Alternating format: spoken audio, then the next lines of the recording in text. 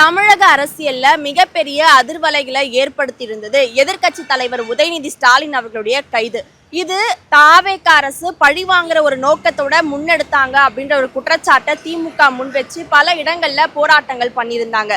ஒரு பெண்ணை அவதூறா பேசினது உதயநிதி அவர்களுடைய தவறு, அதுக்கான ஒரு பதிலடி தான் கைது நடவடிக்கை அப்படின்றத தாவேக சார்பா சொல்றாங்க. இத மக்கள் எப்படி பாக்குறாங்க? இந்த ஒரு விவகாரத்தை தேவையில்லாம அரசியல் ஆக்குனாங்களா அப்படின்றத நேரடியா அவங்க கிட்ட கேட்டு தெரிஞ்சுக்கலாம் வாங்க. பழி வாங்குறதெல்லாம் அவங்கவுங்க எண்ணத்தை பொறுத்தது. என்ன இது எல்லா அரசியல்வாதியும் டபுள் மீனிங்ல பேசுது உண்மைதான். கைது பண்ணக்கூடாது. அரசியல் இதெல்லாம் தகுச்சோம். பேசுனா பேச நீ பேச. ஒரு முதலமைச்சரை தப்பா பேசுறது ரொம்ப தப்பு இல்லை. அதுக்காக தான் கைது பண்ணுது. அவர் தானே இட்டுன்னு வந்து காமிச்சாரு. பொண்டாட்டி கூட வரல, அவ தானே வந்தா. ஓட்டு எலெக்ஷன் ஜெயிச்சுதான் அவ தானே கைய காமிச்சா. அது விஜயோட விருப்பம். அவர் வச்சுக்கிறாரோ என்ன பண்றாரோ அவரோட விருப்பம். அது நம்மளாம் சொல்றதுக்கு ஆளு கிடையாது. கரெக்ட். அவர் பெண்களை அவருடைய பேசுறதுனால அவரு கைது பண்ணது ரைட்டு. அவரை ஜெயிலுக்கு ஒரு 4 நாள் அமைச்சிருக்கணும். இவன் எவனோ நல்லவனே கிடையாது. எல்லாம் கெஞ்சா வித்துவன், சாராய வித்துவன், இது வித்துவன். இவன் என்ன பண்ணுவான்? அதுல ஒத்த மூஞ்சி கூட நல்லா கேட்டிங்க மூஞ்சாக்குது. அது எதுக்கு குறிச்சு அந்த திரிஷாவை மட்டும் வலிக்கிறது? அப்ப அது வேணும்னே பண்ற ஒரு பிரச்சனை தானே. பிரச்சனைக்கான ஆரம்பம் தானே இது.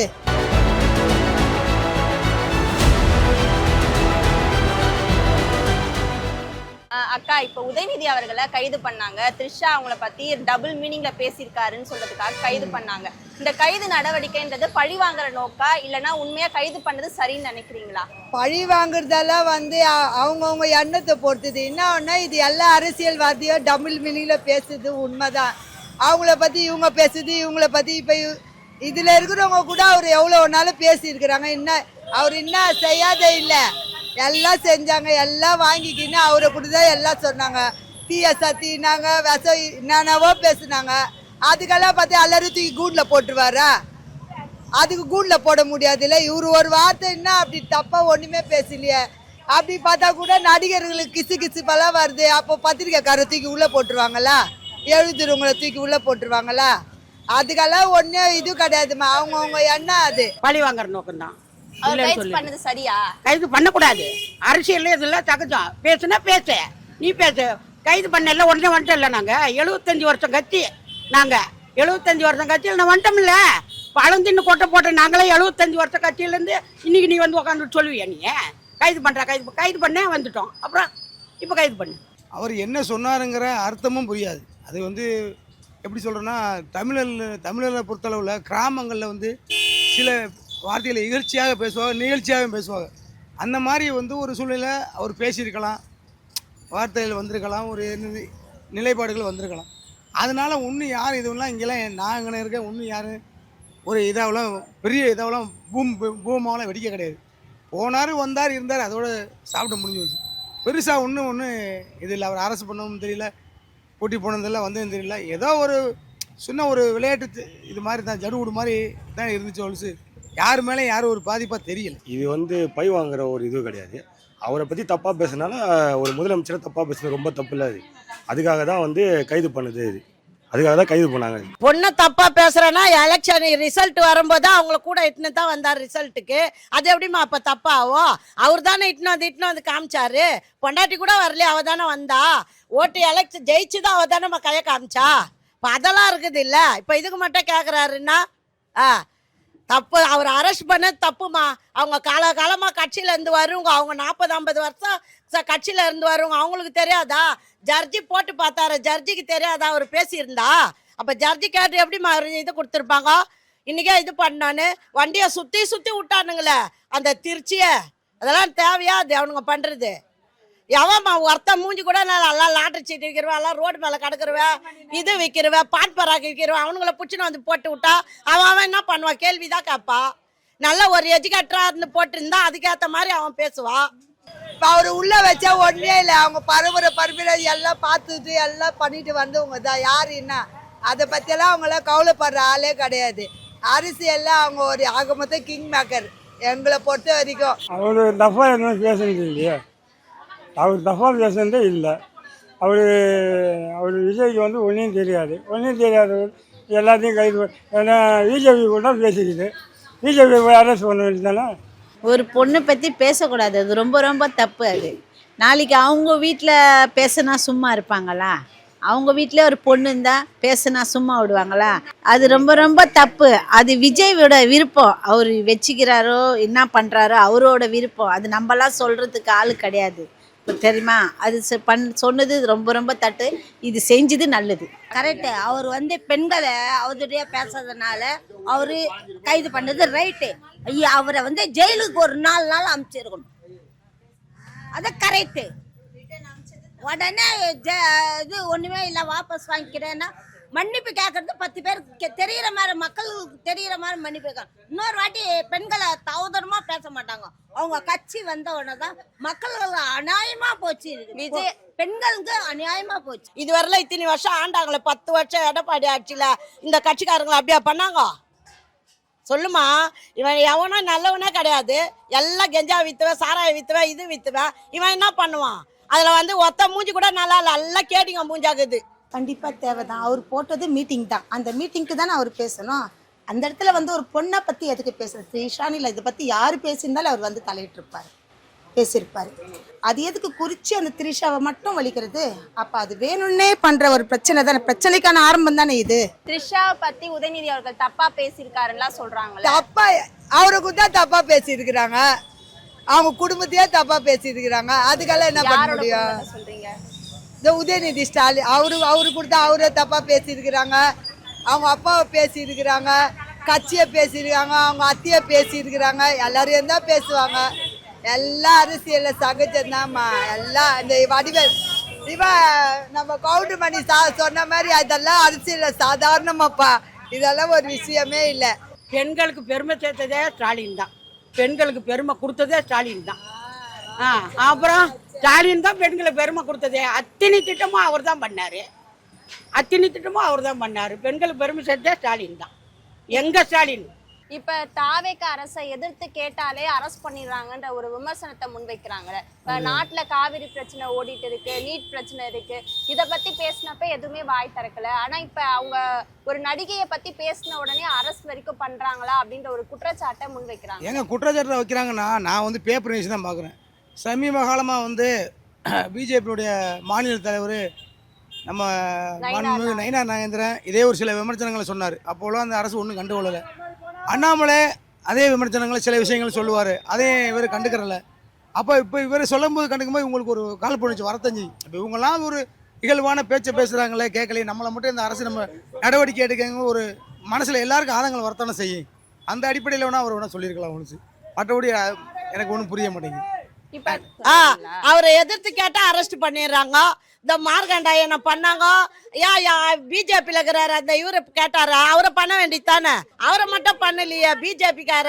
அவர் வந்து இடையில அவங்க மனைவி பத்தி பேசினதுலாம் நிறைய அதிகமா அது தப்பு.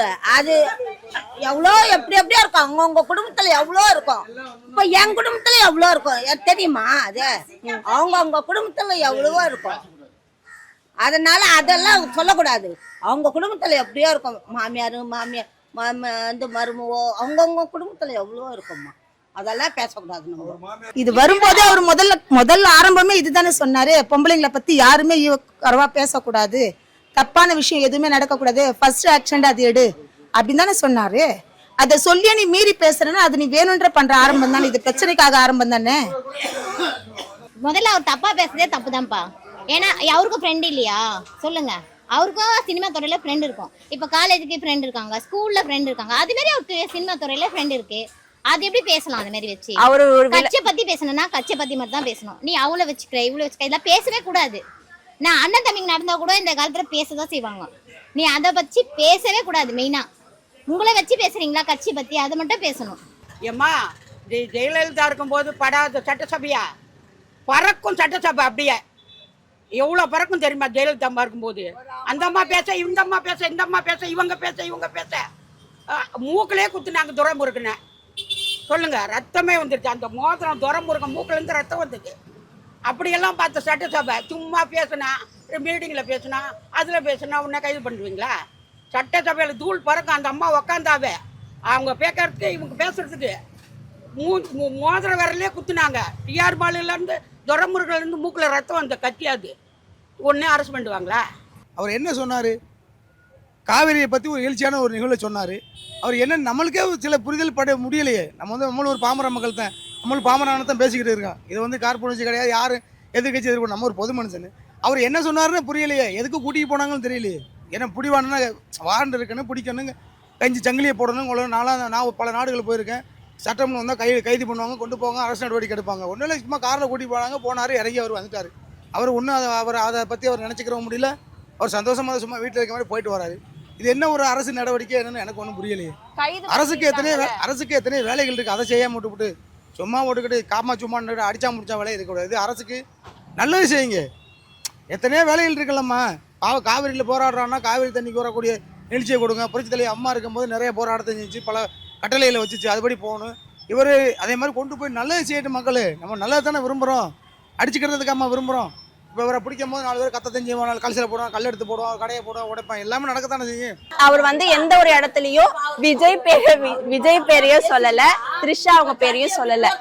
கும்பல்ல த்ரிஷான்ற பேர் வரும்போது அவர் பேசியிருக்காரு. இதை வந்து இன்னும் பெருசாக்குறாங்கன்ற ஒரு குற்றச்சாட்டை அவர் மேல வைக்கிறாங்க. இது எப்படி இருந்தாலும் பேர் வந்துச்சுல்ல, அது அவங்க பேரை வச்சு தப்பு இல்லை. அவர் பேரை ஒரு வேற ஆளா தான் பரவாயில்ல, தமிழ்நாடு முதலமைச்சர் அவரை பத்தி பேசுறது ரொம்ப தப்பு தான். அது இவரே அதே மாதிரி முதலமைச்சரா இருந்து இவரை பேசினா கூட இவரே அதே ஆக்ஷன் தான் எடுப்பாரு.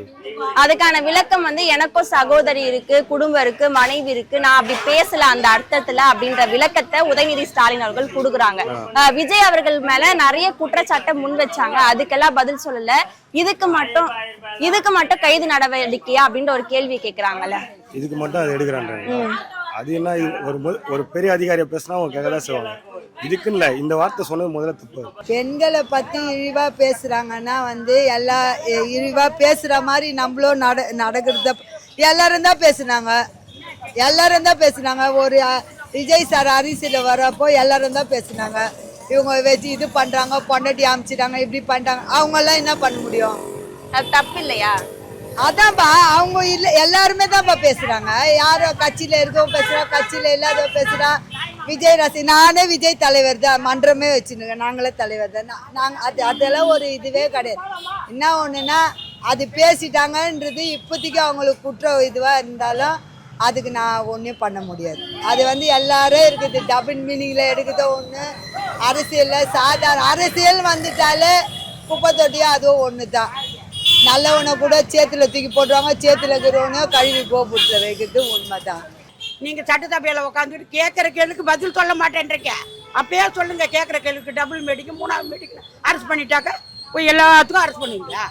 சொல்லுங்க, எல்லாத்துக்கும் அரெஸ்ட் பண்ணுவீங்களா? அரெஸ்ட் பண்ணிங்க, வந்துட்டாரு, அவ்வளவுதான். பெண்ணை வச்சு பேசுறது இல்லம்மா. அப்படி தப்பா அவர் பேசி இருந்திருந்தா எப்படிமா ஹைகோர்ட் ஒத்துக்குன்னு இது கொடுக்கும்? அவருக்கு ஜாமீன் எப்படிமா கொடுத்துருக்கோம்? நீங்களா சொல்லுங்க. அவர் அந்த இடத்துல தப்பா பேசல, நீங்க தப்பா பேசலன்னா போட்டு காமிச்சு தானே அந்த ரிசல்ட் எடுத்துன்னு வந்து சொன்னாங்க. இல்லன்னா ஹைகோர்ட் எப்படி பொதுவான உங்க கோர்ட்ல ஜட்ஜ்மெண்ட் அவங்க எப்படிமா கொடுப்பாங்க? பொதுவா கொடுத்துருக்காங்கல்ல ரிசல்ட், பேசியிருந்தா எப்படிமா கொடுப்பாங்க? இவங்க வந்து அவங்கள வராத மாதிரி பண்றாங்க. ஏன்னா இவனை யாரும் வரக்கூடாது சட்டசபைக்கு, நம்மளே கூடி நம்மளே பேசிட்டு முடிவு எடுத்துடலான்னு. அது நியாயமா? ஒருத்தர் தப்பு பண்றாங்கன்னா ரகசியமா பண்றாங்க, அவங்களே பிடிச்சி தண்டனை கொடுக்குறாருன்னா அவ்வளோ லட்சக்கணக்கான பேர் உட்காந்துருக்க இடத்துல ஒரு பொண்ணை பத்தி தப்பா சொல்றாங்கன்னா அது சரின்னு யாருன்னா ஏத்துக்க முடியுமா? எங்களுக்கு பாதுகாப்பு தானே கொடுக்குறேன்ட்டு வந்திருக்காரு, முக்கியமா அதுதானே வேணும் எங்களுக்கு. இப்ப இதை விட்டு கொடுத்துட்டோம்னாக்கா நாளைக்கு வேற எதனா திரும்ப பண்ணிக்கிட்டே இருப்பாங்க. அப்போ கம்முனே போயிட்டே இருக்கணுமா? இப்ப அவரை வெளியில் 4 மணி நேரத்துல 8 மணி நேரத்துல விட்டுட்டாங்களா? ஏன் அவர் மன்னிப்பு கேட்டாரா? நாங்களா யாருமே பாக்கலையே, எங்களுக்குலாம் தெரியவே தெரியாது. அதெல்லாம் உங்களுக்குள்ளேயே முடிச்சுட்டா எங்களுக்கு எப்படி தெரியும்? அந்த அம்மாவுடைய மனசு ஆறுமா? அப்போ எங்களுக்குலாம் அது ஜீர்ணிக்குமா? இவர் தப்பு பண்ணத்தானே எங்களுக்கு இப்ப வரைக்கும் தெரிஞ்சிருக்குது. மன்னிப்பு கேட்டது நாங்க பாக்கல, நாங்க பாக்கணுமே. அதை மன்னிப்பு கேட்கணும். அவங்களுக்கு மட்டும் இல்ல இது அசிங்கம், எங்களுக்கும் அசிங்கம். இது பெண்களுக்கு எல்லாருக்குமே அசிங்கம். இந்த மாதிரி ஒரு வார்த்தை வரக்கூடாது. எவ்வளவு பேர் எவ்வளவு சந்தோஷப்பட்டாங்க தண்ணி திறந்ததுக்கு. ஆடி பேருக்கு அன்னைக்கு தண்ணி திறந்து விட்டாங்க, எவ்வளவு சந்தோஷப்பட்டாங்க. அதே மாதிரி பஸ் வரலன்னு 50 வருஷமா பஸ் வரல சொல்லியிருந்தாங்க. பஸ் விட்டோம்னா அவங்க எவ்வளவு சந்தோஷப்பட்டாங்க. எவ்வளவு பண்ணிதான் இப்பதான் வந்திருக்காங்க. 3 மாசம் கூட முழுமையா முடிஞ்சிருக்காது. அதுக்குள்ளயுமே எல்லாமே பண்ணணும்னா எப்படி பண்ணுவாங்க சொல்லுங்க நீங்களா? இவங்க இத்தனை வருஷமா ஆண்டாங்க, 3 தலைமுறை ஆண்டாங்க. நம்மளுக்கு என்னதான் முன்னாடி எதுவுமே செய்யலையே, என்ன செஞ்சிருக்காங்க? இதோ செய்யறேன் தான் சொல்லிட்டு இருக்காங்க, செஞ்ச பாடு எதுவுமே இல்லை. அப்பயும் கரண்ட் தான் அதிகமா இருந்தது, அப்பயும் விலைவாசியும் அதிகமா தான் இருந்தது, வீட்டு வாடகையும் அதிகமா தான் இருந்தது. எல்லாருக்குமே பிரச்சனை தான் இருந்தது, பிரச்சனை இல்லாமே இல்லை. படான்னு செய்ய மாட்டாரு. அவங்க துட்டை வாங்கி அவங்களுக்கா கொடுக்க மாட்டாரு. புரியுதா? அவங்க துட்டு வாங்கி அவங்களுக்கா கொடுக்கல. அவரு தனி நின்று அவரு ஒரு சினிமாவில் நடிக்க போனா கூட 3 கோடி அவருக்கு. அதை விட்டுட்டு இங்க வந்து நிக்கிறாருன்னா மக்களுக்கு நல்லா இருக்கணும் சொல்லிட்டு தான் வராரு.